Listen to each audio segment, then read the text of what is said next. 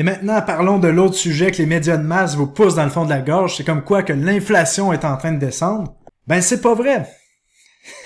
L'inflation en ce moment, selon les derniers chiffres qui sont pas vrais, qui sont manipulés de la Fed, est de plus que 6% année sur année pour le mois de décembre. Donc, est-ce que l'inflation est en train de descendre? Non, elle continue de monter de 6%. C'est juste qu'elle monte moins vite qu'elle montait l'été passé, lorsqu'on avait des taux d'inflation à 9%.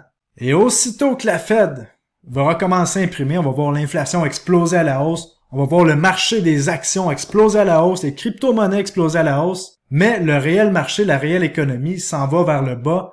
En fait, le marché des actions, il faut voir ça comme un gros casino. Il n'y a rien de vrai là-dedans, c'est poussé à fond par l'injection de liquidités et de dettes. Et ce qu'il faut comprendre, c'est que plus qu'on crée de l'argent à partir du vide, moins que notre argent vaut quelque chose. On voit ici le graphique, on voit toutes les devises fiduciaires se casser la gueule et s'en aller vers zéro. Et là, on est dans les dernières années probablement du système monétaire dans lequel qu'on connaît en ce moment.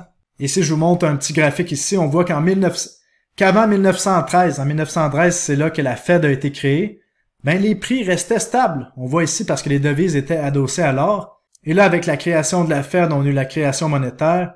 Donc, l'inflation a déjà fait exploser les prix d'à peu près x3 à x4 jusqu'à 1971. Et là, en 1971, on a eu les accords de Bretton Woods où est-ce que le dollar américain, qui est la devise auquel toutes les autres devises sont adossées en ce moment, ben, a décidé de ne plus être adossé par l'or. Et là, on a vu l'inflation exploser. Et imaginez-vous donc que ce graphique arrête en 2012. Donc, si on serait en 2023, on serait complètement hors de la charte. Je pense que ça me prendrait un écran de 20 pieds de long pour vous montrer où est-ce que serait rendue la ligne ici. Mais bon, c'est ça qu'on a pour aujourd'hui.